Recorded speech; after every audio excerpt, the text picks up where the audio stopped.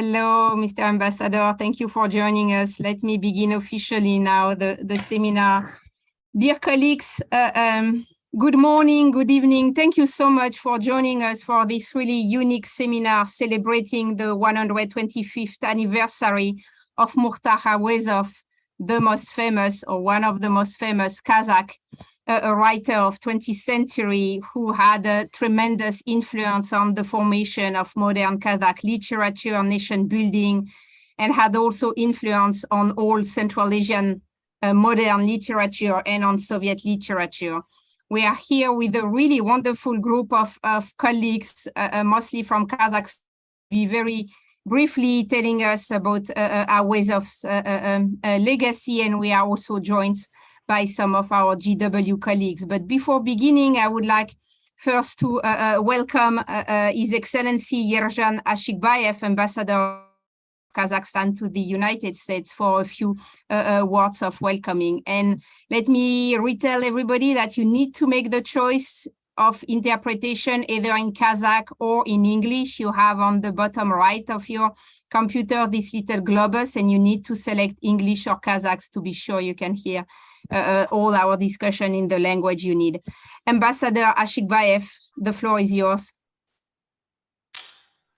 Rahmet, Dr. Laruelle, Kazakhstan,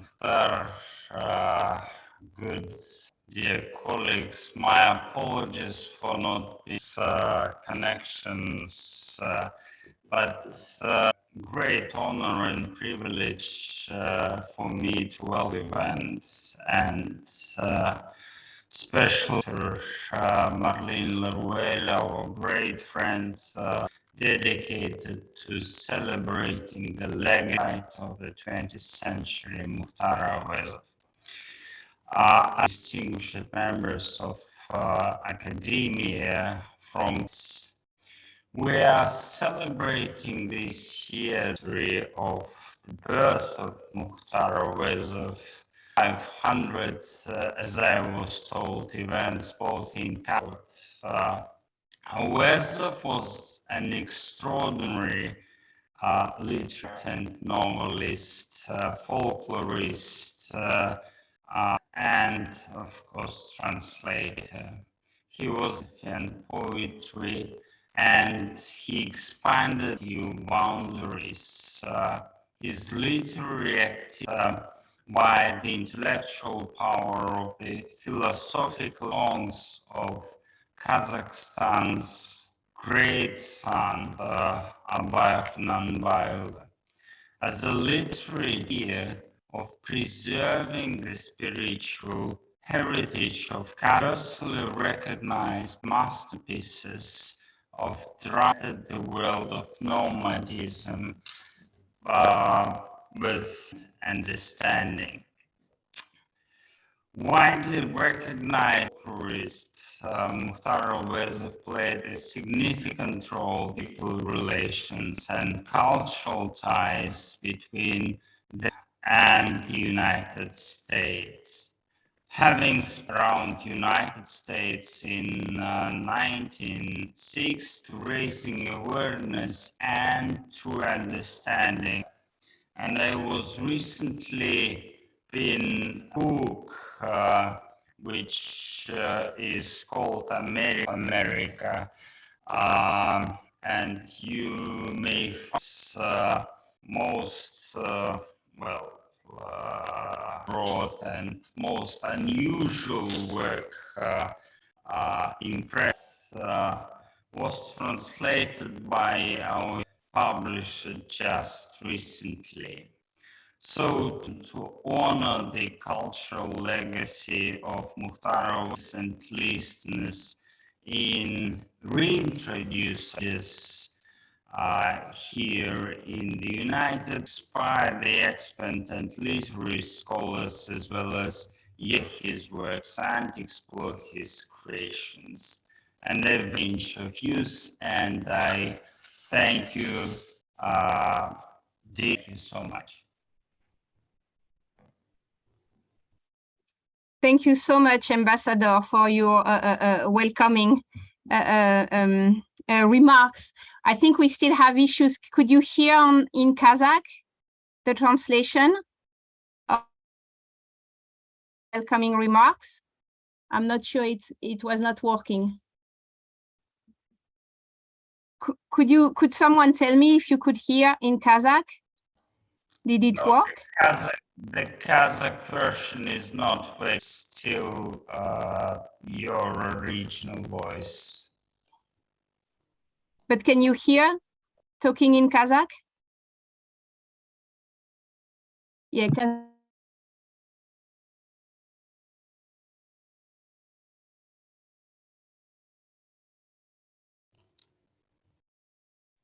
Let me begin by now giving the floor to some of our panelists. Thank you once again, Your Excellencies, for these really warm welcoming remarks about the role of Auezov. I now would like to give the floor to Diyar Kunayev, Director of the Scientific Cultural Center, Mukhtar Auezov House Museum, candidates of philological sciences, and grandson of Mukhtar Auezov, who will be discussing historical question on the creation of the Path of Abai. It's a great honor for us to receive you here, Mr. Kunayev. Thank you so much for joining us. Thank you. But у меня доклад на русском языке. Yeah, please, пожалуйста, можно на русском. Хорошо. Будет перевод будет на английском. Да. Ну, у меня доклад касается вопросов истории создания романа эпопеи «Путь Абая» Мухтара Ауезова. Изучая жизнь и творчество Абая Кунанбаева на протяжении многих лет, Ауезов собрал огромный фактический материал, характеризующий с одной стороны эпоху, в которой жил, творил Абай, с другой достоверные данные, свидетельствующие о жизни и деятельности великого поэта. По признанию Ауезова, многие материалы не вместились в объем романа и остались неиспользованными, потому что автор весьма строго относился к отбору материалов, всецело подчиняясь законам художественного творчества. Эпопея «Путь Абая», которая вобрала в свою художественную ткань традиции казахской, восточной и западных культур, стала по определению знаменитого французского писателя Луи Арагона одним из лучших произведений XX века. В ней не только художественно воссоздана широкая панорама жизни казахского народа и развит художественный метод познания действительности, но и глубоко разработанные фундаментальные философско-этические понятия.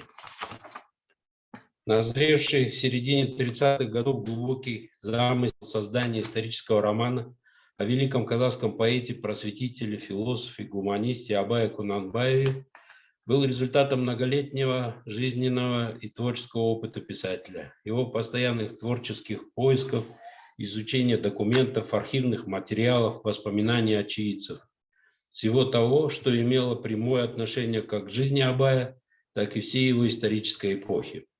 Естественно, что в лице автора исторического романа нашли здесь счастливое сочетание. С одной стороны, ученого-исследователя, с другой стороны, художника слова.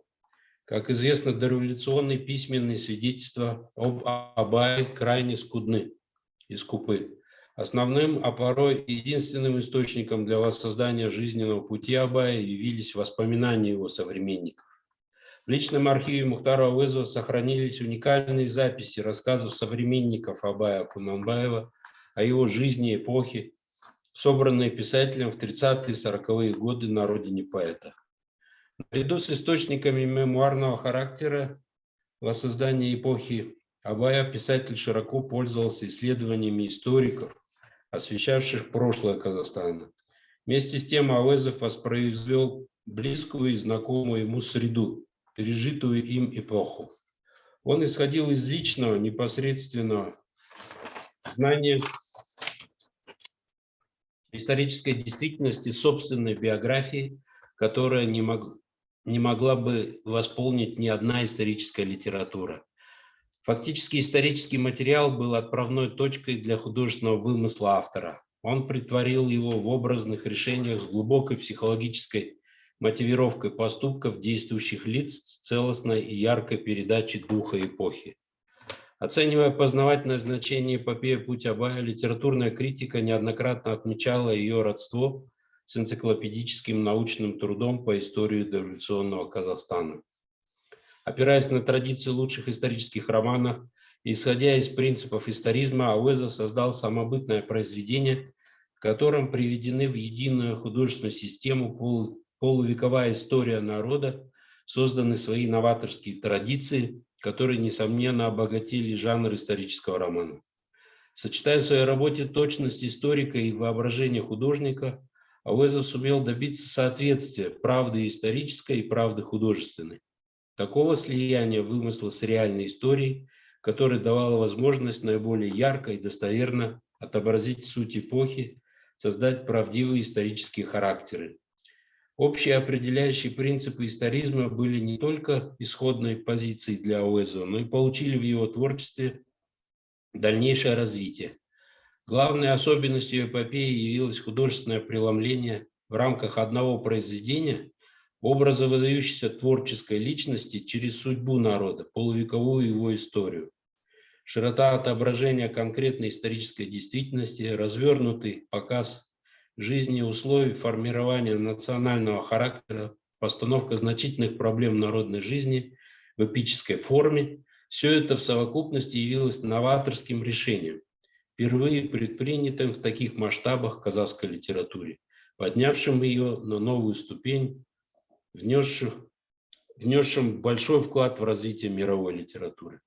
Особенности эпопеи Мухтара Ауэзова проявились также в своеобразии его творческого стиля повествования, характеризующегося сочетанием досконально изученных архивно-документальных источников с материалом лично собранных опросных данных, сохранившихся в народе воспоминаний об Абае и его эпохе, непосредственно пережитыми, осознанными автором, явлениями и фактами бытового уклада, общественно-экономических семейных отношений, традиций, обычаев, обрядов, материальной культуры казахского кочевого аула, где писатель провел свое детство и юность.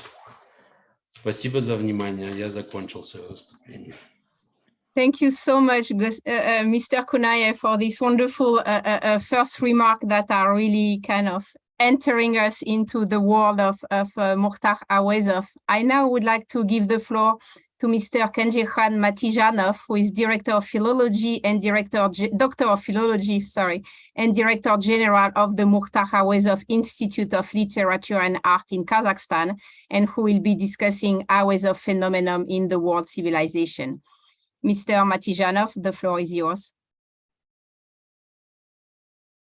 You have to unmute yourself. Хайрлы кеш, құрметті әріптестер. У меня доклад на казахском языке. Я думаю, наверное, наш Намиртай поможет, переводит на английский. Absolutely, absolutely. As a reminder, you select on the globus English or Kazakh, and you will hear in the language you want, and we have translation going on. So please, пожалуйста. Менің алдыменен бүгінгі конференцияны ұйымдастырып отырған Вашингтон университетіндегі әріптестерге, Қазақстанның Америкадағы елшілігіне ерекше ризашылық білдіремін. Мұхтар Ауезов атындағы әдебиет және өнер институтының атынан.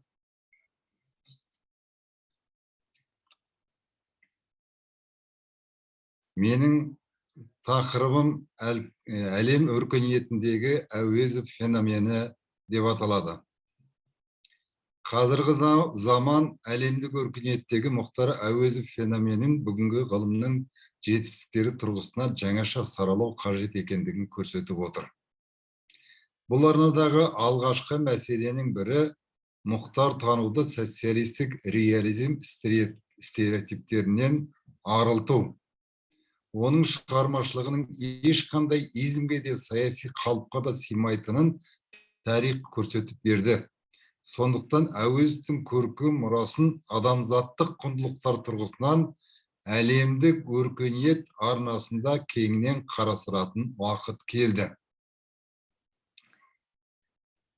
Екіншіден, Абайдай алып бәйтерегі, шәкәрімдей шынары мәуелеген құнарлы орта Ауезовке бұрылаңы мол, күрделі кезеңдерде адаспай жол табуда айнымас темірқазық болды. Міне Әуезовтің дүниетанымын қалыптастырған, келешек өміріне таймайтын тұғыр, солмайтын тамыр болған қазақ қоғамының Абай орнықтырған мәйекті мәдени ортасы бүгінгі Әуезов феноменін зерттеудегі құнарлы тақырып деп білеміз. Үшіншіден, Әуезовтің адамзаттық құндылықтарға ертеден қойып, тез есеюінде екі үлкен тұғырдың болғандығын атап айтқан жөн. Оның алғашқысы сол кездің өзінде қазақ халқының рухани мұрасын терең игеріп, оны шығыс ислам өркениетімен және орыс батыс мәдениетімен тоғыстыра толғаған Абайдың даналық мектебі. Екінші тұғыр қазақ даласында азаттық идеясын көтеріп, жас толқынның жүрегінде дүниежүзінің ілімі мен білімінің ұрығын сеуіп, оян қазақ деп мұран тастаған Алаш арыстары болды. Ол Әлихан Бөкейханов, Ахмет Байтұрсынов, Міржақып сияқты бола жүріп, қазақтың европалық демократиялық әдебиетінің басында тұрған Жүсіпбек Аймауытов, Мағжан Жұмабаев, Сұлтанмахмұт Торайғыров сияқты тұлғалармен тығыз қарым-қатынаста болды. Демек, Мұхтар Әуезов шығармаларында ерекше орын алатын кезең бұл Алаш қозғалысы дәуірі. Оның мен Мағжанның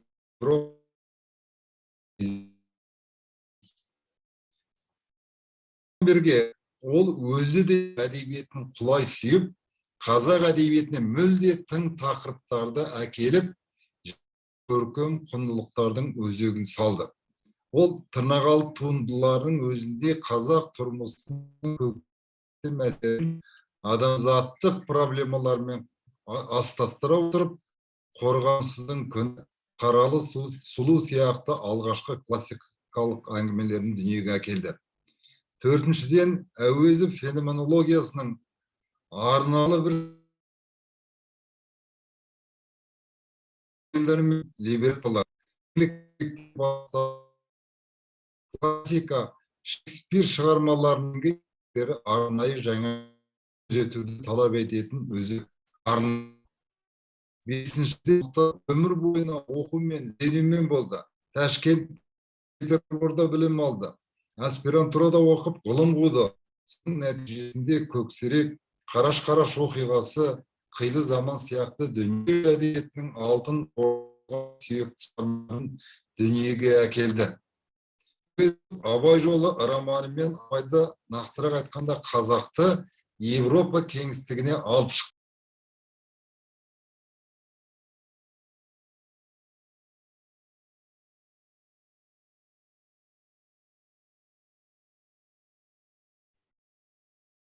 Yeah, I'm afraid we lost Mr. Matijanov. Oh yeah, the connection is coming back. Oh yeah. It will come back. Асыра орындады. Алтыншыдан, Мұхтар Әуезов шығыстық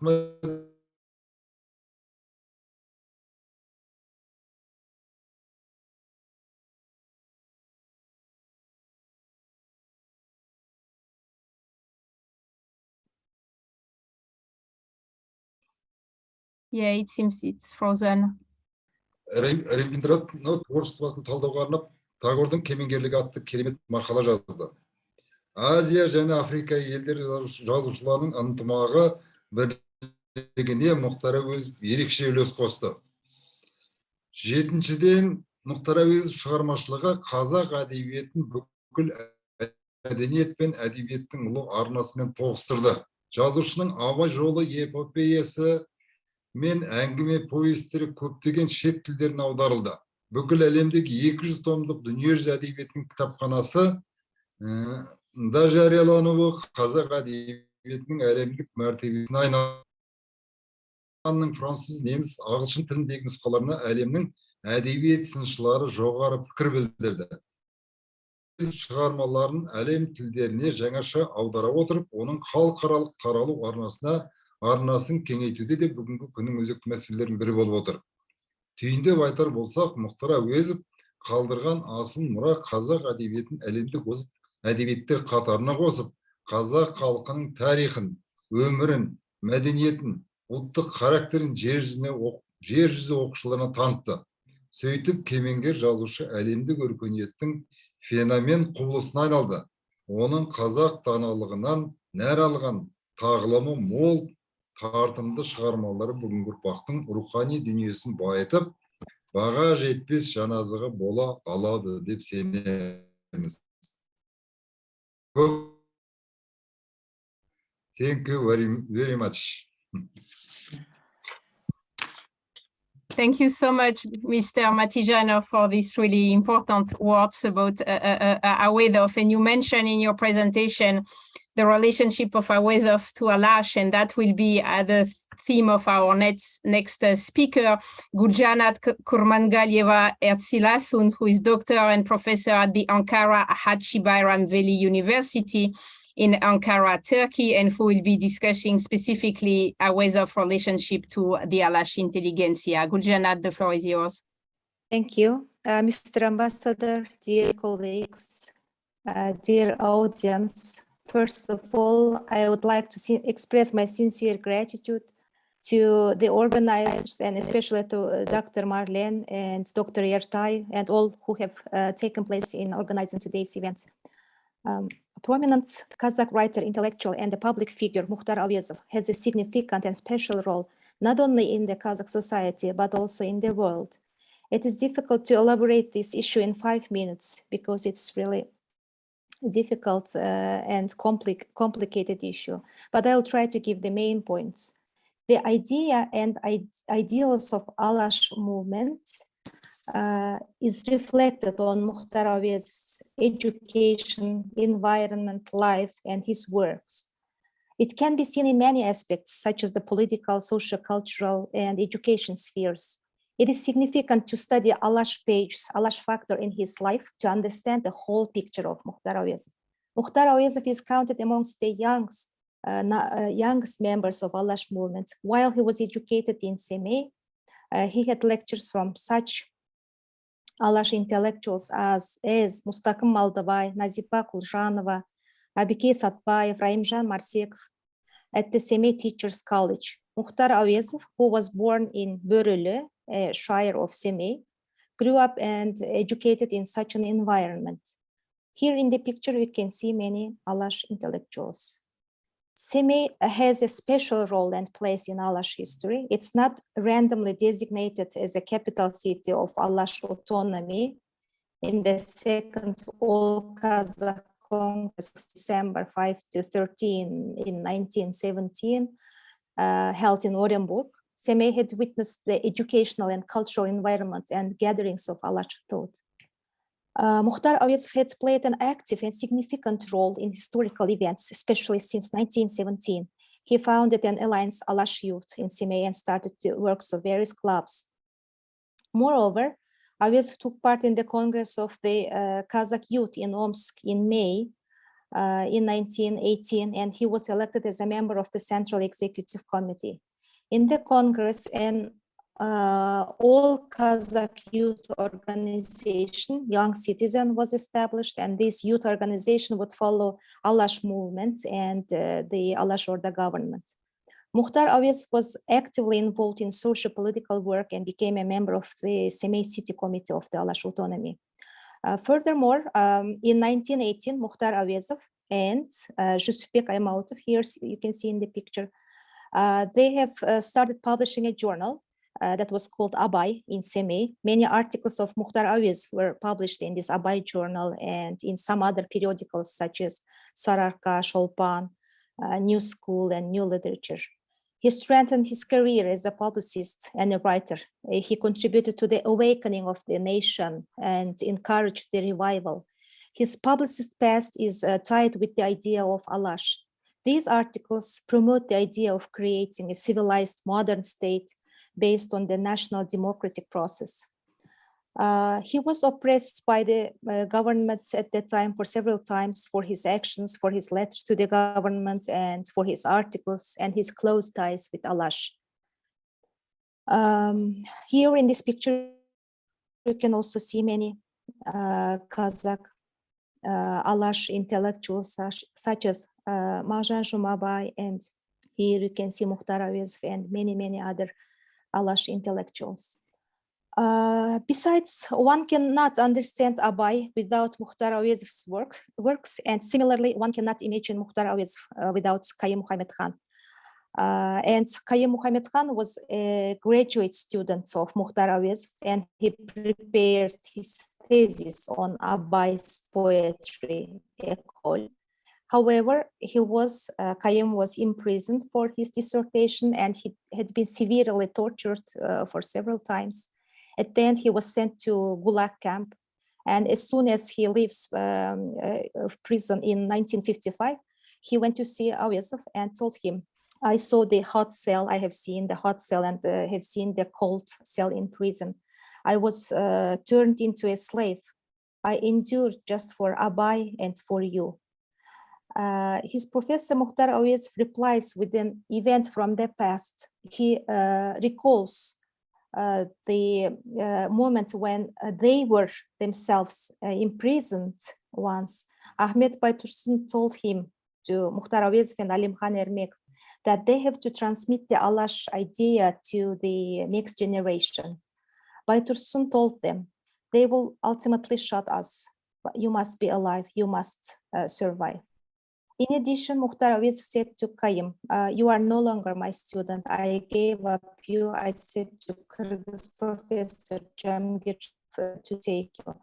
And Kayım says, how could you do that? Why are you giving up me? Mukhtar says, "No, it's called tactics. If I go to jail, they would shoot you too. That's why I have to do so." Here you can see Mukhtar Auezov with Ahmet Baytursun. To sum up, it's seen that the Alash intellectuals were subject to torture in order to transfer the Abai heritage and the heritage of the Kazakhs to the next generation. And they perceived the task of transferring this great heritage, even if they were sacrificed sometimes. For further information, you can read Tursun Shurtbay's and Professor Aygul Ismakova's works. So by protecting Abai heritage, they believed that they would protect the heritage of the Kazakh literature and the idea and ideal of Alash and the Kazakh identity at all. Indeed, Mukhtar Auezov carried and did up this trust deservedly. Therefore, Mukhtar Auezov's works were dedicated to various historical periods and personalities that were important for preserving the Kazakh identity. Consequently, his fate was also affected by the oppression, and he confronted difficulties many times. However, he managed to preserve and link this continuity from the past to the next generations, which is very important. Here in the picture, you can see a picture while he visited the US. So that's all. Thank you for your attention. Thank you so much, Guljanat, for this wonderful presentation on a very historical moment important for and Kazakh identity. I'm now happy to invite to the floor my dear colleagues, Professor Peter Rollberg, Professor of Slavic Languages, Film Studies and International Affairs here at the Elliott School of International Affairs at GW, and former director of our Institute for European, Russian and Eurasian Studies. Professor Rollberg is one of the very few Western scholars who have been digging very deep in Kazakh culture, has been publishing a wonderful book on Kazakh cinema in the 20th century, and will be today discussing with us Auezov, Abai, and Kazakh cinema. Peter, the floor is yours. Thank you so much, Marlene. Thank you, dear colleagues. It's a great honor to speak here. And I also want to say a special word of appreciation to Yertai Sultan, whose idea it was actually to organize this conference and whose energy actually nourished it and the preparations. So we have wonderful specialists here from all over the world, including Dr. Konaev, of course, the grandson of Mukhtar Auezov. So thank you very much for attending this and for allowing me to be a member of this illustrious circle. I want to say one thing that has not been emphasized so far. One is that Mukhtar Auezov very early on showed a strong interest in cinema. And I think this is one of the reasons why he has made such an impact in cinema, not just in Kazakhstan, but overall in Central Asia. And the reason that he was able to do that was that he has a particular talent for plot building. So his stories, his short stories, but also Abai, The Path of Abai, has wonderful plots, very strong plots, a sujet in Russian. So his plots are always exciting. They are easily accessible to a wide range of viewers, listeners, readers. And so that's why I think Mukhtar Auezov, who wrote screenplays himself, also was popular and is popular among filmmakers. So for example, his story, The Wild One, Kokserek, about a boy who tries to tame a wolf and fails tragically, was turned into a wonderful film in 1973 under the same title, Kokserek Lyutый, which has become really one of the great films of Central Asia cinema history, but also is proof to the fact that Auezov was this great master of plot composition. Сюжетосложение. This was really one of his great strengths, which is sometimes overlooked. This is part of his poetic strength. And I think also Auezov was, of course, a very self-conscious cultural builder. He wanted to build and help build the culture of Kazakhstan, wanted to make an impact in the world. So in this regard, he's really a pioneer. You know, the fact that he used cinema for this purpose is really one of the very interesting facts and one of the very interesting phenomena about Auezov's legacy. In 1939, Mukhtar Auezov won a national screenplay contest with a screenplay called Rayhan. If you watch this film today, you can tell it is very much a child of its time. It's about a young woman who undergoes an emancipation process, freeing herself from her husband and going to the city and studying, and then returning to the aul. What is interesting about this film, with the wonderful Kazakh actress Hadisha Bukeva in the title role, is that how Auezov portrayed the Kazakh aul. So the Kazakh aul is shown as a community that is skeptical, but at the same time open to modernity. And this openness toward a new type of civilization is really what distinguishes this film, this screenplay by Auezov. And you know, the fact that it ends on an optimistic note, that Rayhan is able to convince the man in her community that she is competent and that she is really a specialist, makes this whole film very different from other films of the time of the late 1930s, early 1940s.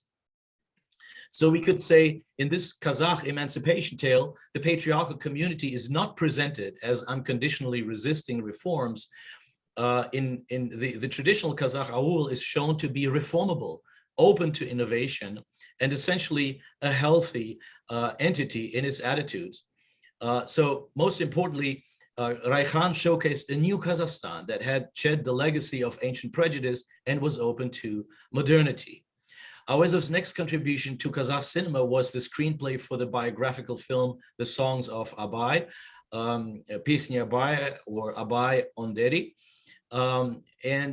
He made an attempt, and I think a successful attempt, in this film that was conceived in the mid-1940s and released on January 20th, 1946, to actually explain the greatness of Abai to those who are unfamiliar with Abai's work. So in this regard, he is a popular, Auezov acts as a popularizer and as an interpreter of Abai in the medium of cinema, in the medium of his screenplay. And the screenplay in itself has a remarkable poetics in that it combines the biographical background of Abai as a judge, a bee, and as a member of his community, and at the same time, the plot of a poem, Spring, by Abai. And these two things are combined in a way that no other Soviet biographical film has actually done that.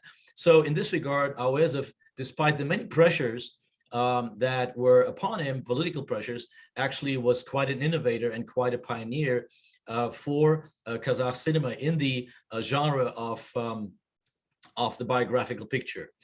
And I want to say, how important it is to look at Auezov's understanding of Abai's greatness.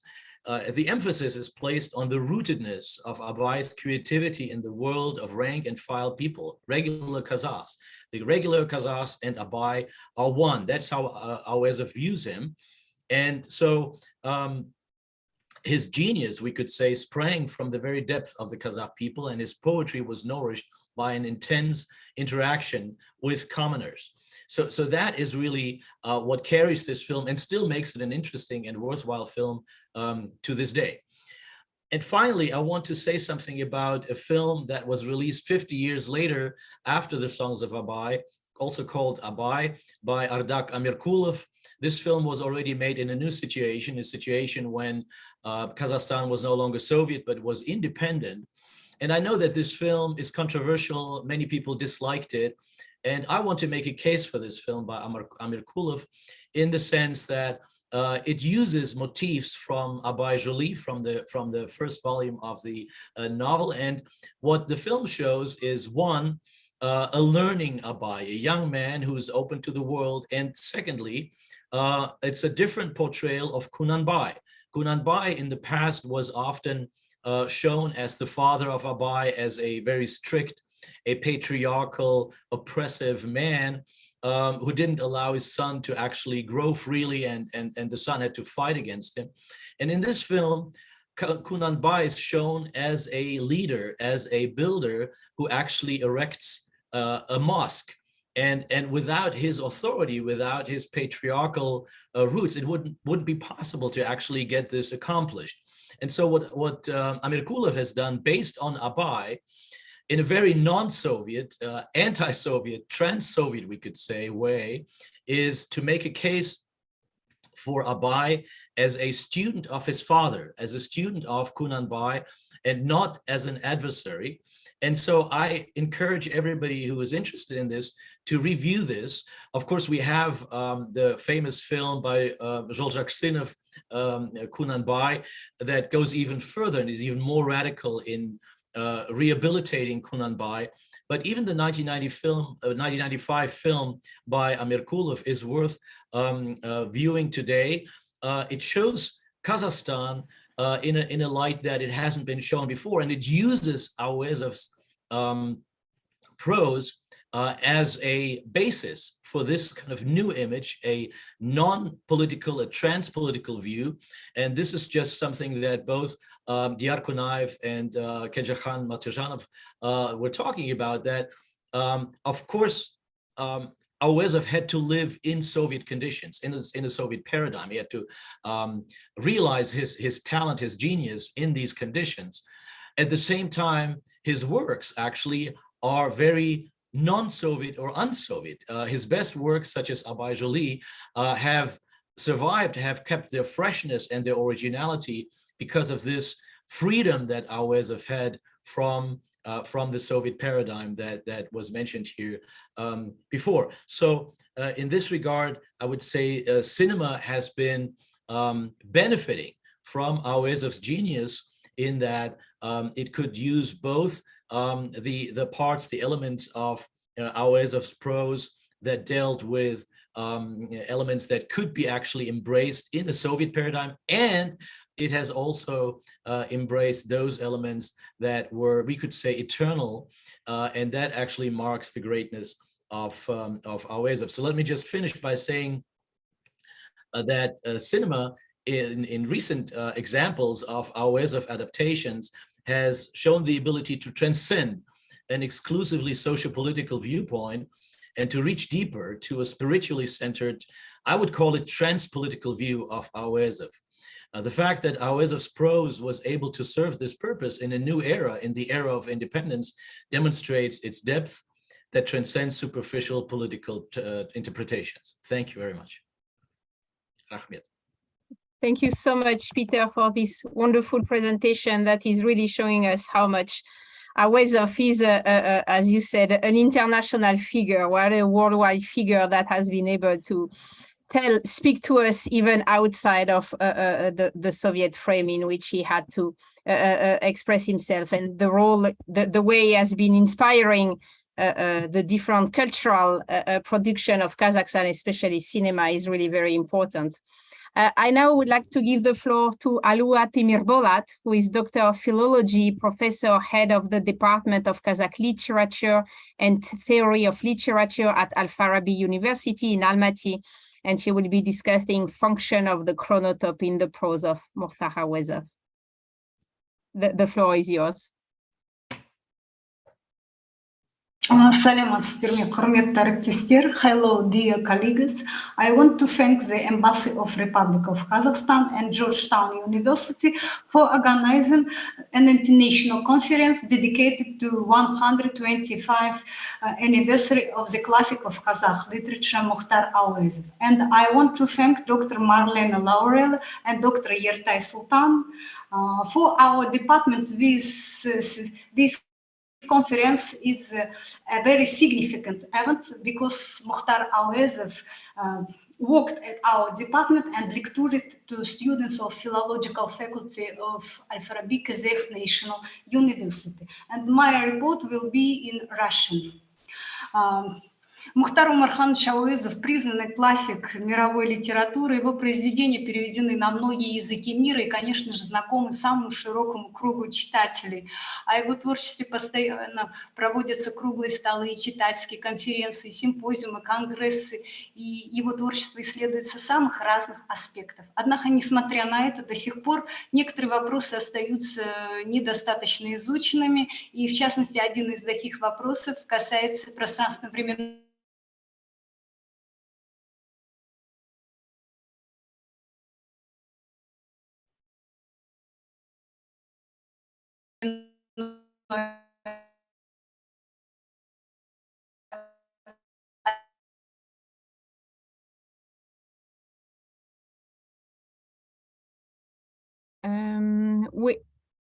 we are losing you, Mrs. Temirbolat. We cannot hear you. Нам слышно сложно. Что-то не так. Можете еще раз поговорить?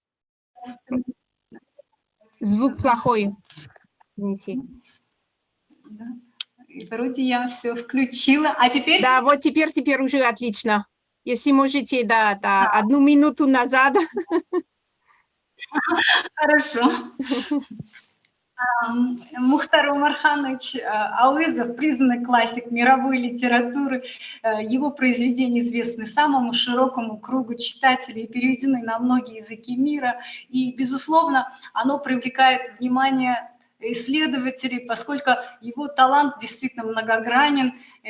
Но, несмотря на это, некоторые вопросы до сих пор требуют дополнительного изучения. Один из них – это вопрос о пространственно-временной организации произведений Мухтара Ауезова. Именно этой проблемой я занимаюсь на протяжении многих лет, но сегодня я лишь коротко скажу об основных функциях категории хронотопа в творчестве Мухтара Умархановича Ауезова. Поскольку именно исследование категории хронотопа в прозе писателя позволяет глубже постичь особенности его мировосприятия, идейно-тематическое содержание, особенности композиции его рассказов, повестей, романов. Для произведений Мухтара Ауезова характерно многомерное изображение действительности. В процессе повествования писатель постоянно обращается к историческому прошлому казахского народа. В его творчестве органично сочетаются древние легенды, предания, реальные события и авторская фантазия. Пространственно-временной континуум произведения Ауезова характеризует характеризуется сложностью, многомерностью. Описываемые в рассказах, повестях, романах события развиваются в нескольких планах: реальном, историческом, религиозном, мифологическом. Они взаимосвязаны между собой и образуют единое целое. В реальном хронотопе протекает жизнь героев, оно охватывает их быт, на их уровне раскрывается поведение героев, их жизненный уклад. В процессе повествования Мухтар Ауезов нередко обращается к истории. Характеризуя обстановку, в которой развивается действие его произведений, писатель воспроизводит реалии выбранной им эпохи, упоминает традиции прошлого. Включение исторических фактов позволяет Ауезову показать преемственность поколений. Сквозь призму прошлого писатель осмысляет настоящее. Соотнося разные пространственно-временные планы, Ауезов выстраивает модель будущего изображаемых их людей. Миф составляет неотъемлемую часть бытия героев. Они постоянно вспоминают древние легенды, предания, в наиболее сложные минуты своей жизни обращаются к образам казахских батыров. Сквозь призму древних преданий объясняются явления окружающей действительности. На уровне сознания героев реальный мир соприкасается с миром духов, ибо, согласно верованиям казахов, духи умерших людей незримо присутствуют рядом с человеком на протяжении всей его жизни.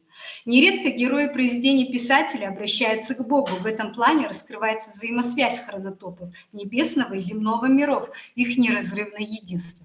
В процессе повествования автор проводит параллели между миром человека и миром природы. Тем самым писатель подчеркивает, что человек – часть природы, его индивидуальное время-пространство – неотъемлемая составляющая всеобщего потока бытия.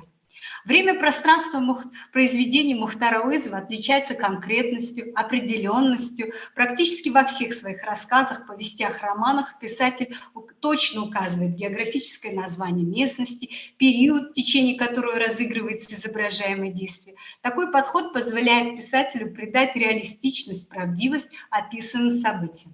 Повествование произведений писателя включает риторические вопросы и восклицания. Их использование способствует сокращению пространственно-временной дистанции между читателем и повествователем, созданию иллюзии сопричастности автора и читателя судьбам героев произведения.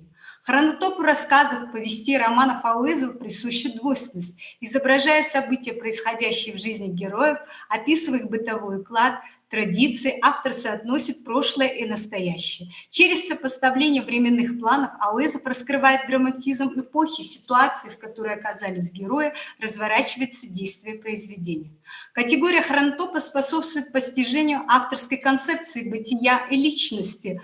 Она позволяет понять суть идейно-тематического содержания его произведений. На уровне категории времени и пространства раскрывается психология героев. Рассказы, повести, романы писателя содержат два плана изложения – внешний и внутренний. Описывая основные события, автор постоянно обращается к пространству души, сознания героев. Все явления действительности он преломляет сквозь призму мыслей, чувств, изображаемых им лиц. Такой подход позволяет писателю глубже понять события, происходящие в жизни героев, мотивы их поступков и поведения, особенности их мировосприятия и отношения к окружающей действительности. Категория хронотопа помогает понять суть проблем, которые поднимает писатель на страницах своих произведений, и в частности проблемы отчуждения, являющейся одной из актуальных в литературе 20-го столетия и в современной литературе. В частности, по мнению писателя, каждый человек на Земле одинок в силу замкнутости своего времени и пространства. Причина отчуждения людей, возникающих между ними конфликтов, нежелание выйти за пределы индивидуального времени и пространства. Таким образом, категория хронотопа играет очень большую роль в прозе писателя, и ее изучение позволяет существенно раздвинуть горизонты исследований и глубже постичь творчество писателя. И я повторюсь, поскольку меня не было слышно в самом начале, да, я просто буквально несколько слов хочу сказать. I want to thank the Embassy of Republic of Kazakhstan and Georgetown University for organizing an international conference devoted to 125th anniversary of the classic of Kazakh literature, Mukhtar Auezov. I want to thank Dr. Marlene, Laruelle and Dr. Yerzhan. For our department, this conference is very significant event because Mukhtar Auezov worked at our department and lectured to the students of philological faculty of Al-Farabi Kazakh National University. Thank you very much. Thank you so much, Mrs. Termi-Bolat, for these really important points you made on the space and time of Mukhtar Auezov. I now would like to give the floor to Kanipa Ashikbayev, Doctor of Philology, Professor at Al-Farabi University, and Chief Researcher at Mukhtar Auezov Institute of Literature and Art in Astana, who will be discussing Auezov's works in Abai studies. Mrs. Madibayeva, the floor is yours. Вам слово. Сәлеметсіздер ме, құрметті конференцияға қатысушы әріптестер. Барлығыңызды бүгінгі конференцияның сәтті өтіп жатуымен құттықтаймын. Рахмет сіздерге. Менің тақырыбым Мұхтар Ауезовтың абайтанудағы еңбектері бойынша бұл үлкен тақырып. Тек қана бір-екі мәселе төңірегінде айтамын. Бұл абайтанудағы сала-сала еңбегінде Ауезовтың Абайдың текстологиясына қатысты және Абай дәуіріне қатысты қайсы бір тоқтамдары төңірегінде жасалған шағын баяндама. Абай өмірбаян түзудегі Мұхтар Ауезов ұстанымы оның абайтану бойынша зерттеу еңбектерінің барлығында дерлік бой көрсетіп отырған. 1940 жыл жазылған Абай жайын зерттеушілерге атты мақаласын Абай кешкен өмірді, Абай қалдырған мұраны тану керек, зерттеу керек дегенді бәріміз де түсіндік. Күннен күн, жылдан жыл өткен сайын осы істерге көңіл бөліп, зер салушы саны молайып келеді деп бастап, Абай жайын зерттеуді тараң түсініп жүрміз деп ескертеді. Осы мақалада Абай мұрасының сақталу, жиналу мәселесі бойынша терең ғылыми негіздеме жасалған. Текстологиялық зерттеу бағыттары бағдарланған. Әр жинаушы не қылса, ең әуелі Абай айтыптымыз, бірақ жазылмай, басылмай қалыптымыз деп өлең табуға құмарақ. Өзі соған бейімденіп бет-беттеп тұрған соң, орала кеткен өлең сөздің бәрі-бәріне жабыса түседі. Сонымен әзірше не көп? Абайдың ұмытылып қалған өлеңі ақ көп. Жинаушыда кім көп? Жоқ, қараушақ көп. Жиналмасын демейміз, Абайға тиісті деп аталған сөздің өлеңнің бәрі жинала берсін. Бірақ жинау бір басқа да жариялау екі басқа. Зерттемей жете танымай, құр ниетім жақсы еді деп жығыла бермейік. Мұхтар Ауезов 20 томдық шығармалар жинағы, Алматы жазушы баспасының 15 том, 84 жылғы жинақ 147 беттен. Абайдың әдеби мұрасын игеруде ел ақындығының Абай айналасында болған ақын шәкірттерінің шығармашылық факторын ескеруді нақты атап отырады. Абайға еліктеп жазды жырлаған, екі жастығы ашықтығын айтқан, көңіл сырымен бөліскен, өмірдегі арманын жазған, ат пен құсқа қаратып өлең шығарғыштар көп болатындығын айтады. Соның көп әсіресе Абай шәкірттерінің айналасына молдалардан, талапкер жастардан шыққанды. Олар да Абайдың ұлығатымен сөйлейді, Абайдың алған тақырыбын алады, өздері және Абай заманына қанық. Абай өмірін өкшелес жүрген өмірдің адамдары. Бұлардың кейбір жолдары, кейбір ырғақтар Абай сөздерін ұқсап қалып отыратыны болады. Әсіресе еліктеу деген нәрсе асыл нұсқаға түсі түрі жағынан ұқсай бергіш болады. Міне осындай жерлерде шын мен бұлдырдың арасын айыра алмай, өзіміз де алданып, жұртшылықты да жаңсақ хабарландырып, кейінгі зерттеушіні бір жолап өтенізге салып әуре сарсаң етуіміз мүмкін. Мұхтар Ауезов осында өзінің әйгілі Абай сөзін көбейтеміз деп көбі кетіп алмайық деген тоқтамын айтқан. Абайды тану үшін оның дәуірін тану керек деген ұстанымы Мұхтар Ауезовтың әдебиет тарихын зерттеу бағытын түзген негізгі ұстанымымен сабақтасып жатыр. Абай дәуірін танытатын мағлұматтардың үлкені ұсағы болмайды дегенге мегзейді.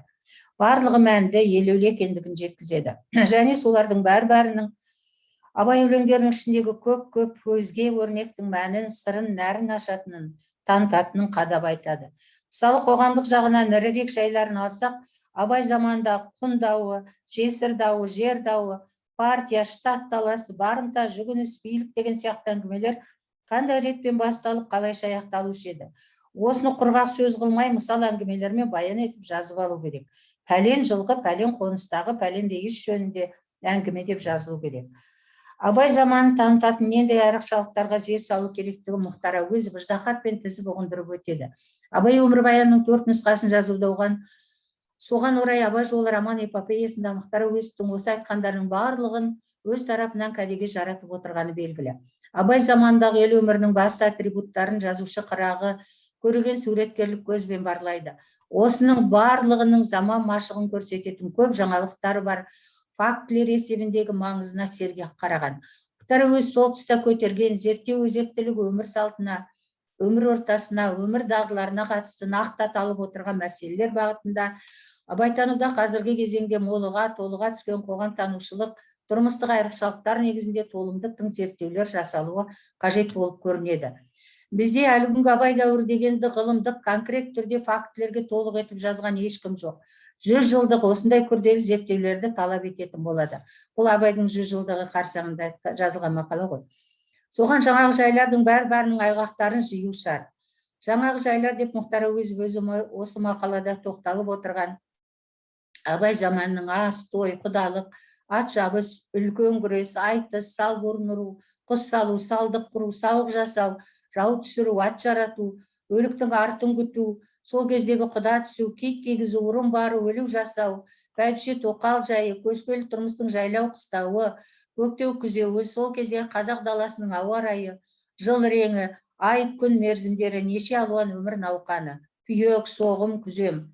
Абай отырған үйдің жазғы қысқы жабдықтары, ер тұрман қысқы жазғы киім, жылқы таңбасы, қойдың ені, үй ішінің ою кестесі, тағы да басқа толып жатқан тұрмыс жабдықтары, ел салты, дала табиғаты, көшпелі өмірдің оңтайлы нысандары, тіптен олар болмас белгі детальдары туралы айтады.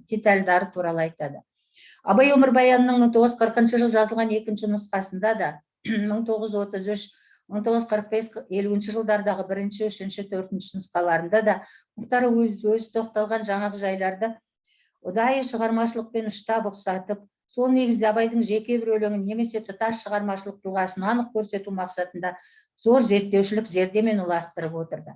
Абай өскен ортаның әрден жалғасқан ағайыншілік, руішілік, бітіспес дау жанжалдары болғандығын Мұхтар Ауезов Абай өмірбаянының 4 нұсқасында да 19 ғасырдағы қазақ даласындағы отарлау саясатының ауқымында тіптен шиырға ушыға түсіп отырған фактісі мәнінде әрдайым басым бағытта баяндап отырған. Осы өмірбаяндық деректердің ішіндегі аса бір елеулісі жігітектің 17 адамының Сібірге айдалуы. Дәл осы мәселе бойынша Мұхтар Ауезов келтірген деректердің барлық өмірбаяндық нұсқада немесе қосымша материалдарда әрдайым бірдей болып келіп отырмағандығын көреміз. Жігітек жағының 17 адамының Сібірге айдалуы бір деректе Тәңірбергенге қатысты, бірде Абайдың болыстық қызметте болған кезеңіне қатысты айтылатында тұстары бар. Майбасар қылығының салдарынан Жігітек деген ру бастығы бөжей болып Құнанбайға өкпелі болады. Бірақ бірде аға сұлтан болып жүрген Құнанбай әр сырт елдерге атақты, әр үкіметке салмақты болып алып, Жігітекті де басқаларды да бойымен басып шыға берген.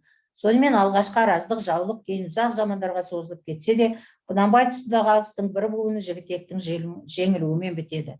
Құнанбай Жігітектің 17 адамын Сібір айдатады. Сонда Әуезовтен сілтеме болды бұл.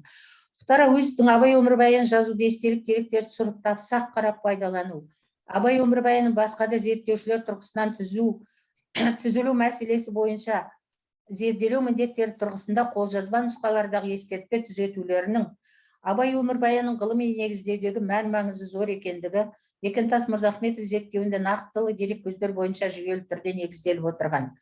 Архам Ысқақовтың Абай өмірбаяны жөніндегі қолжазбасына бірнеше ескертіп айтқанын келтіру тұрғысында Құнанбайдың тарихи тұлғасына қатысты Архам Ысқақовтың басым ұстанымының қазіргі танымда орныққан бағыт екендігі, Мұхтар Ауезовтың абайтануда уақыттың ыңғайында да тоқтамдар жасауға мәжбүр болған көлеңкелі жақтарының таңбасы. Мекентас Мырзахметов келтірген архивтегі Мұхтар Ауезов ескертпелері тарихтың талай бұралаң бұлтаңынан хабар беріп тұр. Бірінші, Құнанбайдың Қодарды өлтіргенін жасырады. Архам Ысқақовқа қатысты айтып отыр. Екінші, Бөкенші Борсақтың жерін тартып алғанын жасырады. Үшінші, Құнанбайдың бөжейді сабағанын, Тоқпамбетке шабуыл жасағанын бүркемелейді. Төртінші, Мұсақұлда бөжейдің көшіне шауып, төбелес жасағанын жеңілейтеді. Жігітектің 17 кісісін айдатқан Құнанбай емес, Тәкежан болады. Құнанбайдың пара алатынын 13 өже сүйіндіктер өліммен әшкерелген жасырылады.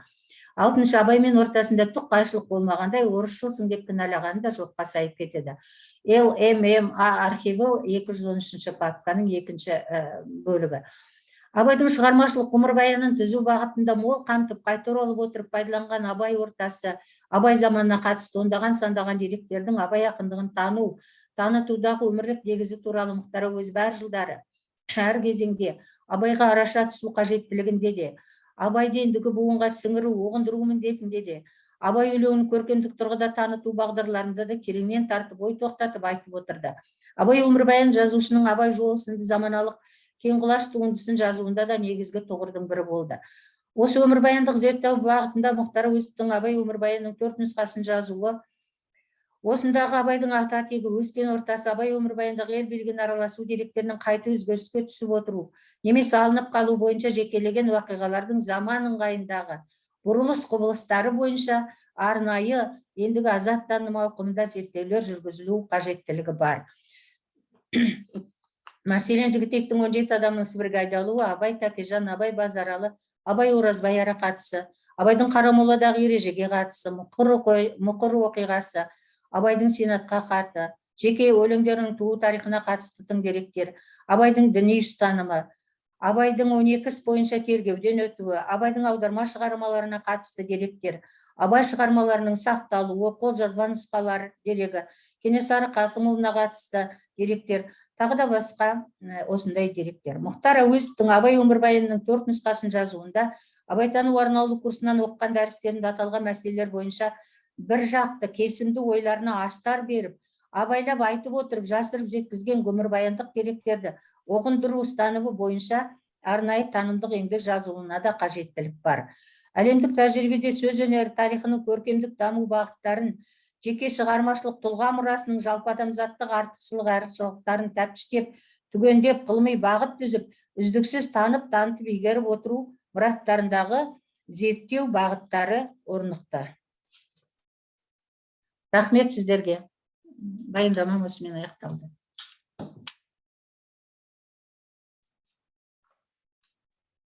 Thank you so much, Mrs. Madibayeva, for this important contribution. And now, last but not least, I would like to give the floor to Nurdaulet Akish, a writer, member of the Writer Union of Kazakhstan, Doctor of Philology, and also Chief Researcher at the Auezov Institute of Literature and Art in Almaty, who will be discussing contribution of Mukhtar Auezov to children literature. So we are now... Таң, құрметті әріптестер, және қайырлы кеш.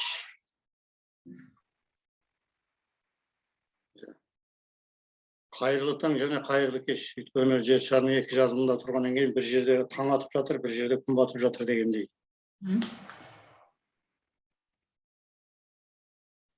Енді Мұхтар Ауезов жаңа сан қырлы талант деп айтылды. Өте дұрыс айтылып отырған әңгіме. Мұхтар Ауезов басқа да ұлы жазушылар сияқты балалар әдебиетіне де үлес қосқан үлкен қайраткер тұлға. Бірақ бұл туралы біздің қазақ әдебиеттану ғылымында да көп айтылып жүрген жоқ.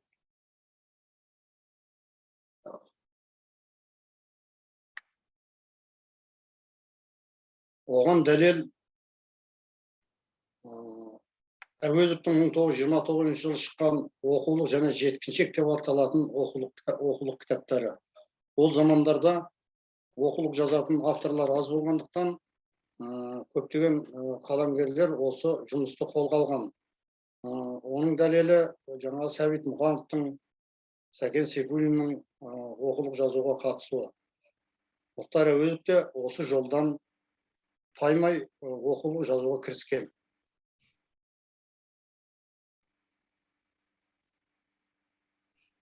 Бізде қазіргі мектеп оқулықтарында жазушының жаңағы жоғарыда айтылған көксерек повесі, бүркітші, жетім деген әңгімелері енгізіліп отырады. Әр сыныптарда әртүрлі деңгейде. Дұрыс, бірақ бұлардың бәрі балаларға арналған шығарма емес. Оған жаңағы жетім әңгімесін айтуға болады. Жетім әңгімесінің бас кейіпкері Қасым деген бала жетімдік тақсіретін тартады. Трагедиялық әңгіме. Бірақ бұл бас кейіпкері бала болғанмен балаларға арналмаған әлеуметтік теңсіздік мәселесін қозғаған көркем дүние деп есептеймін.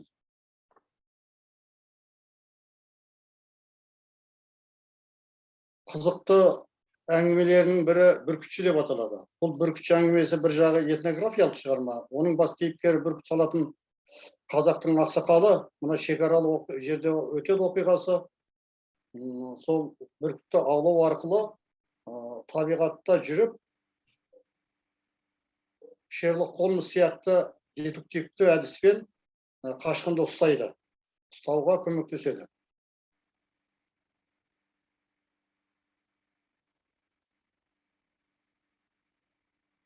жоғарыда аталған оқулықтардың жазылу стилі балаларға лайықталғаны көрініп тұр.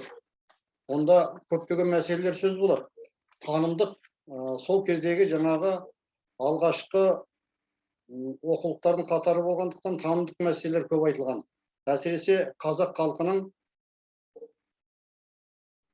өмірі, тұрмыс салты, этнографиясы, мінез құлқы ерекшеліктері көрсетіледі оқиғалы әңгімелерде. Көшпелі өмірдің штрихтары беріледі.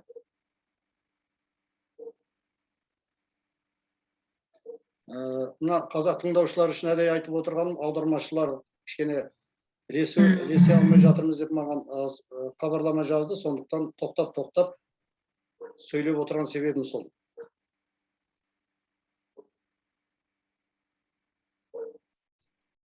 Мысалы, осы оқулыққа енген әңгімесінде сиыр туралы екі әңгіме бар. Оның біреуінде бір кісінің сиыры бошалап кетеді де кешке қарай.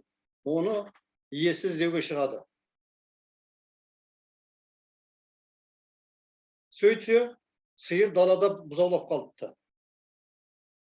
Ал жаңа бұзаулаған сиырдың маңайында бір қарайған жыртқыш айналып жүр екен. Кәдімгі қасқыр. Сиыр жаңа туған бұзауын қорғап, мүйізімен шайқап, қасқырды жолатпай жүр екен.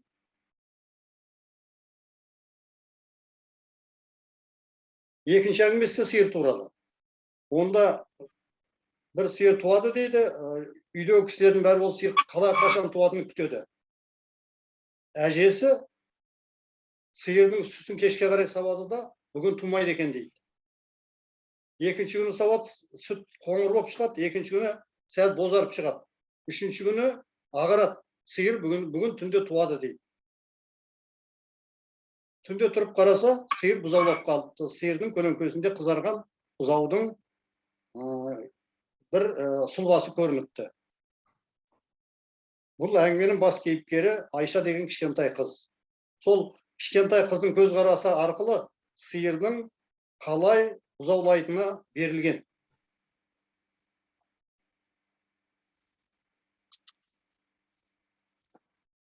Не болмаса, тағы бір әңгімесінде жаңағы қасқырдан қойшылардың қорғап қалғаны сөз болады. Бір отар қойды. Отар дегеніміз шамамен 500-600 қой болады. Оны бір адам бағады, түнде бір-екі адам күзетеді. Күзетшілердің ішінде 2 бала да болады. Кенет қойдың іші у-шу болып кетті дейді. Жүгіріп тұрып қараса, қойдың ішіне 1-2 қасқыр кіріп кетіпті. Қасқырдың мінезі көрінеді осы жерде.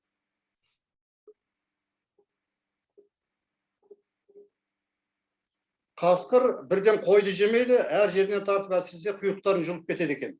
Бірнеше құйрықты қойлар жараланып қалған. Күзетшілер алдағы малдарын сол мылтық атып жүріп қасқырдан қорғап қалады. Міне осындай қызықты оқиғаларды Мұхтар Ауезов өзінің шығармаларында көрсеткен. Сонымен бірге Мұхтар Ауезов ертегі де жазған. Бір ертегісінің мазмұны былай болып келеді. Жолдың жиегін жағалап, өгіз келе жатыр дейді. Өгіз, ой, мен мықтымын ғой, мына кең жаһан дүниеде менен артық кім бар дейсің, деп өзіне өзі риза болып келе жатыпты.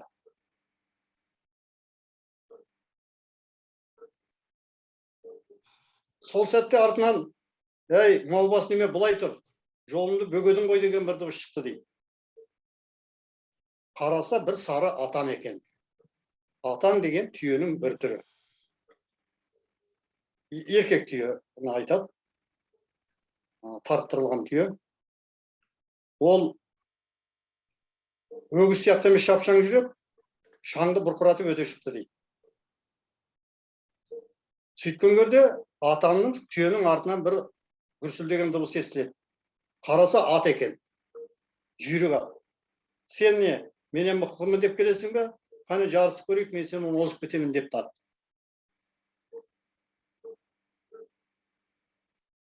Сол уақытта аттың артынан жанасалап бір нәрсе көрінді дейді. Отарба, қазақша айтқанда. Қазақ ол кезде пойызды отарба деген.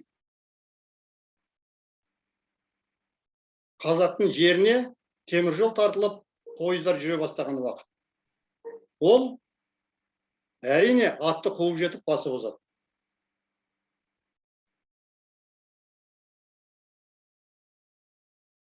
Рельспен келе жатып, үлкен дарияның үстінен өте бастаған кезде, астынан бұрқырап, түтіні бұрқырап, кеме пайда болды дейді, пароход. Бумен жүретін кеме дегені ғой. Ол пойызға айтады: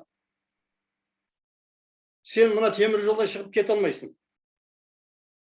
Ал мен осы су бір-бірімен жалғасып жатыр, жер шарының арғы бетіндегі Америкаға да бара аламын дейді. Сен бара алмайсың дейді. Сол арада қоңыз сияқты дызылдаған бірдеме қатарласты дейді. Бұл автомобиль екен. Автомобильмен кеме айысып қалады. Әрқайсысы өзінің артықшылығын айтады.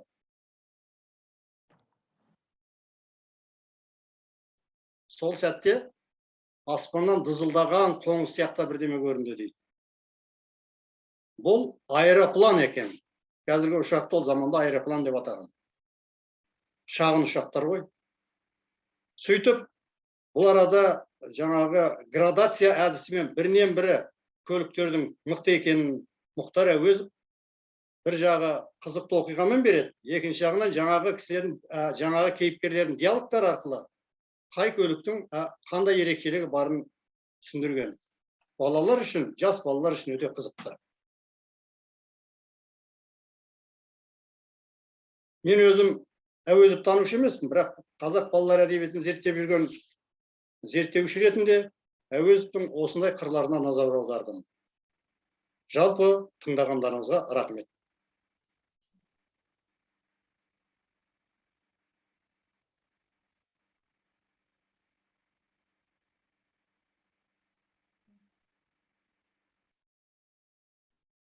Thank you so much, Mr. Akish, for this wonderful presentation that is telling us so much how Auezov will continue to be read by new generations of Kazakh students.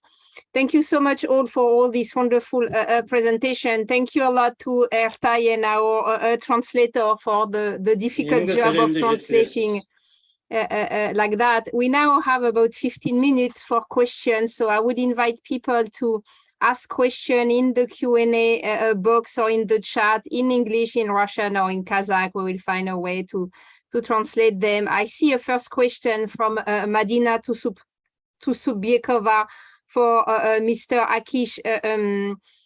Could you tell us a little bit more about the poems you would recommend for school children? Are some of them too difficult to read, or are there some specific one that would fit for really young readers?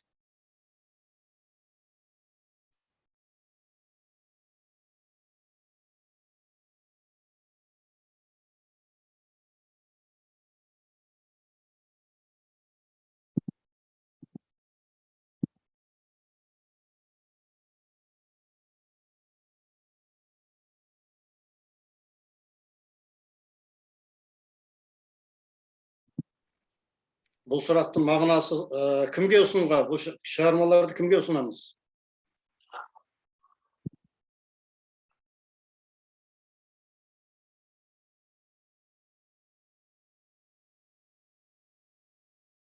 Do we have issues with translation? Жаңа мен айтып өткен шығармаларды ұсынуға болады, жас оқырмандар үшін. Және басқа да Мұхтар Әуезовтің хикаялары деген әңгімелер топтамасы бар. Соны ұсынған жөн болар. Бірақ негізінен ұлы жазушының тілі де, ойы да күрделі екенін ескеруіміз керек. Сондықтан жас оқырмандардан гөрі ересек дайындығы бар оқырмандарға ұсынылады шығармалар өзі. Соған арнап жазылған ғой.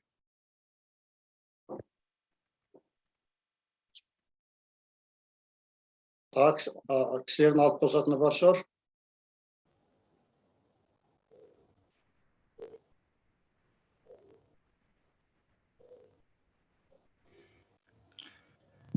Thank you so much. We have a Dr. question from Laruelle, if I may. Yeah, please, Yeah, Mr. Ambassador. I will both speak in Kazakh. Құрметті зиялы қауым өкілі Америка құрама штаттарында қазіргі біздің 100 мыңға таяп қалды деген пікір. Жас балалардың тамырын білу тұрғысынан Mukhtar Auezovтың ғұламаларымыздың шығармаларын методологиялық тұрғыдан шығармалар сай келетіндігін ұсынады. Өйткені қазіргі кезде мына шетелдегі енді шын айту керек тілшін, бірақ қазақшылығымызды қауымға ұсыныстарыңыз болса, әрине онымен қоса мұншылыққа қазақ әдебиетінің бізге бұл аудармалар ағылшын тіліне аудармалары болса қажет. Doctor, for the advices and our distinguished, that is for those for other great writers of Kazakhstan, for Kazakh diaspora, so we can links and then preserve and cultural identity of. Thank you so much, Ambassador, for these really important comments about the continuation of Kazakh culture through diaspora groups. We have two more questions that I see coming. One for, I see people have raised their hand.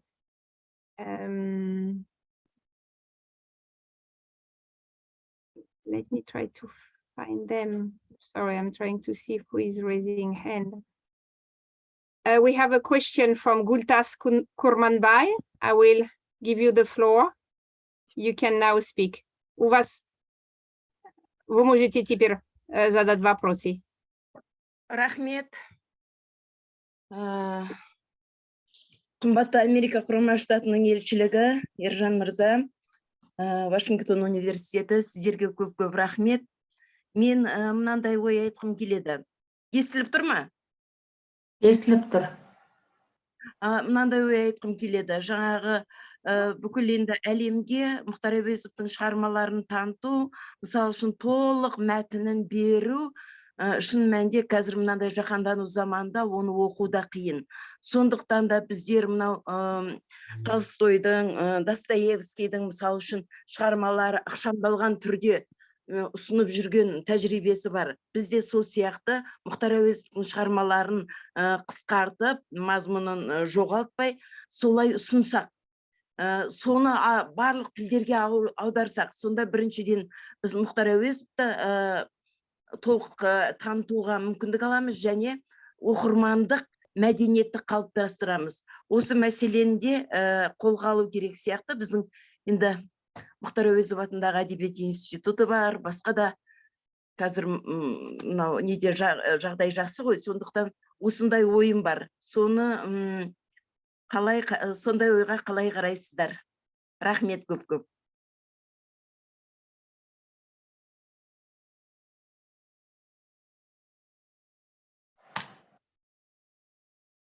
Рұқсат болса, жауап берейін. Бұндай тәжірибе бізде бар. Мектеп балаларына, жалпы жастарға, балаларға үлкен шығармаларды ықшамдап беру деген. Мәселен, Mukhtar Auezovтың Абай жолының ішінен кіші балаларға арналған бүлдірген тере барғанда деген кішкентай ғана шағын әңгімені бөліп бергені бар. Бұл баяғыдағы Абай жолындағы Оспанның тайыр өтетін кезі. Осы сияқты үлкен сүйекті шығармаларды балаларға ықшамдап беруге болады. Бұндай тәжірибе Ресейде дағы басқа мемлекеттерде бар. Сонымен қоса Әуезовтің жаңағы Дәулет Ақыш айтып отырған жеткіншек деген оқулығы бар. Осының ішінде дағы ықшам әңгімелері бар. Сондықтан дағы Әуезовті таныстыру жөнінде бұндай тәжірибені пайдалануға болады деп ойлаймыз. Егер соған деген сұраныс болатын болса, біздің Мұхтар Әуезов атындағы әдебиет және өнер институтының мамандары ондай ықшамдау мәселесін дайындап беруге қазір әзір. Сондықтан дағы Yerzhan мырза, сізге ерекше ризашылық білдіреміз. Мына Мұхтар Әуезовтің мерейтойына байланысты бүгінгі жиынды ұйымдастырып, мына жерде Ертай Сұлтан деген біздің баламыз, біздің Мұхтар Әуезов атындағы әдебиет және өнер институтында менің орынбасарым болып жұмыс істейтін. Сондықтан да ғана Абай орталығы ашылғаннан бері біз сол жерге 1 жылға жіберіп, оның үстіне Американың жақсы тәжірибесін алып келсін деп оқытуға жібергенбіз. Ол балаға дағы сіздер жақсы қамқорлық жасап отыр екенсіздер. Абай орталығын ашып, онда жақсы жөндеп, жолға қойып жатыр екенсіздер. Сондықтан дағы жұмыстарыңызға біз игілік тілейміз. Сонымен қоса бүгінгі мынау конференцияға модератор болып отырған Marlene Laruelle ханымға да біз ерекше ризашылық білдіреміз. Осындай Американың әдебиеті мен мәдениетінің арасындағы байланыс көркейе берсін, ұлғая берсін. Сіздер біз жаққа, сіздер жаққа осындай жақсы жұмыстарды ұйымдастыруға әрқашанда көмектесіп отырайық. Жұмыстарыңызға сәттілік тілейміз, аман болайық. Біз сіздерге ерекше ризамыз.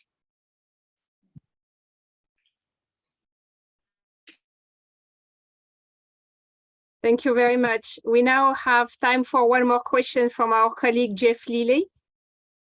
Jeff, the floor is yours.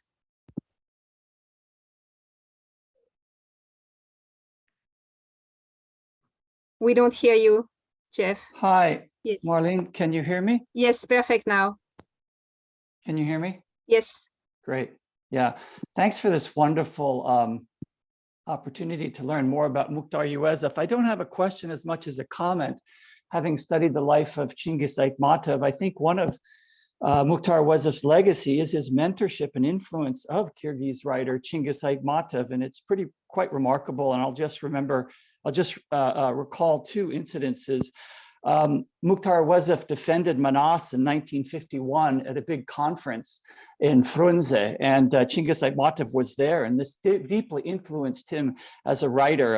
Chingiz Aytmatov himself was a victim of injustice, and here was Mukhtar Auezov standing up and defending the Manas epic from Soviet censors. And then the other thing that's interesting is that Mukhtar Auezov gave to Louis Aragon Chingiz Aytmatov's short story Jamilia, and this was really the springboard to help Aytmatov win the Lenin Prize, and he became the 2nd Central Asian after Mukhtar Auezov to win the Lenin Prize. So just another important legacy of Mukhtar Auezov from my point of view. Thank you.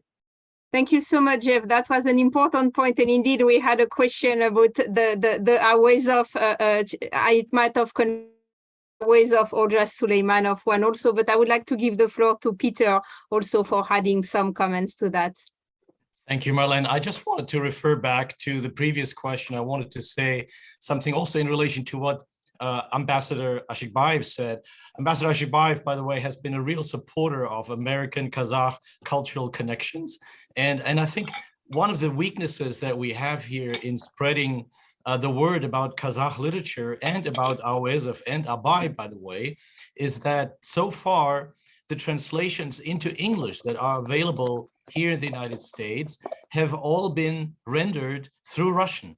So we have no or almost no translators who translate directly from the Kazakh. And that, of course, will diminish some of the poetic qualities, some of the specifics of the sound of the original Kazakh language.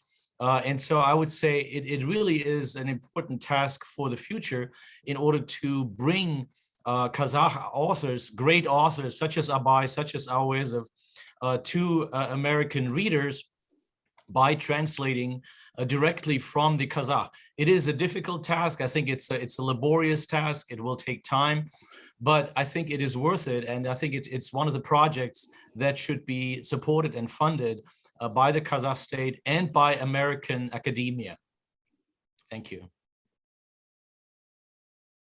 Thank you so much for these great comments. We are already getting short on time, and there would have been so many other questions also about the kind of a legacy of Auezov worldwide. I think there would be a lot of great discussion to have on his influence on other cultures and how he has been translated also in other non-Western languages, but that will probably be for another event, because unfortunately it's time for us to conclude now. So I would like to thank all our great speakers. It's really an honor for us to have you with us today, even if virtually. I would like to thank Ambassador Ashikbayev for being with us the whole time. We are really grateful for that. And of course, a great thank you to Yerzhan Sultan, who, as all of you know, has been really the key driver of organizing that event. And we are very grateful for the role he has been playing at IERES and in promoting Kazakh culture here in Washington, D.C. So thank you again, all of you, and I hope we will be continuing discussing Kazakh culture in many of other settings, both online and in person, both in Kazakhstan and here in Washington, D.C. Thank you, all of you, and have a nice day. Thank you. Rahmet. Bye. Thank you. Bye-bye.